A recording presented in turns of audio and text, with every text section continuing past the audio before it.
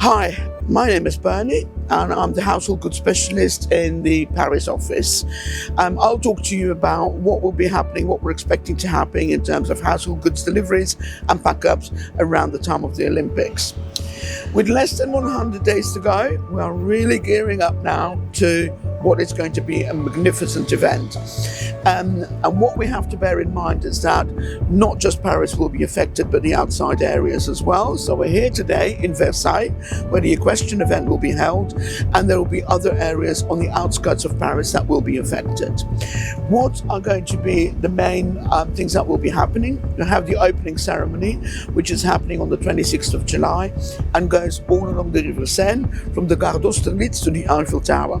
So all the roads around that will be closed, probably a couple of days ahead, as they plan to put all the spectator areas in place. So nobody will be able to go through that. What has the Mairie of Paris done? The Mairie of Paris have decided to restrict entrance to a number of areas that are around the main events. Those main events will take place around Champs-Élysées, Place La Concorde, the Eiffel Tower, Champ de Mars. You have areas around Roland Garros. You have areas around Parc des Princes. There will be areas around La Défense. There's areas along the route for the cycle race, which takes you all the way into the Yvelines, but also happens in Paris itself, and the marathon. On those dates, road closures will be in place, and there will be restricted zones where only people that have a QR code and vehicles that have been designated to have a QR code will be able to enter. We will be able to apply for QR codes as of the 10th of May. There is no guarantee we get those approved, but most removal companies will get that, and also for their staff.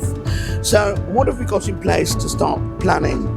First of all, we have got applications. We're going to have applications going in place for both people and vehicles to have a QR code, so they can enter those if it's really required and really necessary.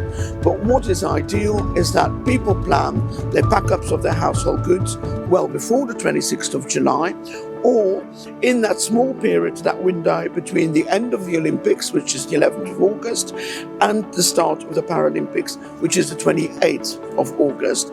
And then again, once the Paralympics is finished on the 8th of September, after that, we will be back to normal. A few things to take into account is that roads will be very heavy. There are dedicated lanes for Olympic traffic on motorways coming in from the main airports, so that covers Charles de Gaulle, Poissy and Orly. And so a number of motorways will be restricted.